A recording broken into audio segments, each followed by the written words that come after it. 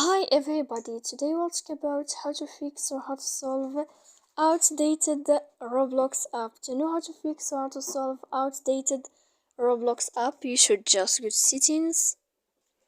After that, in this page, you will enter to apps, default apps, app settings.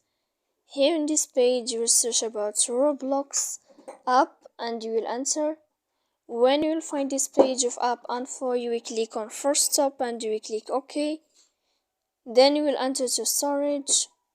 After that, we click clear cache, and in the end, don't click here clear data because that can make a lot of problems or errors on your application.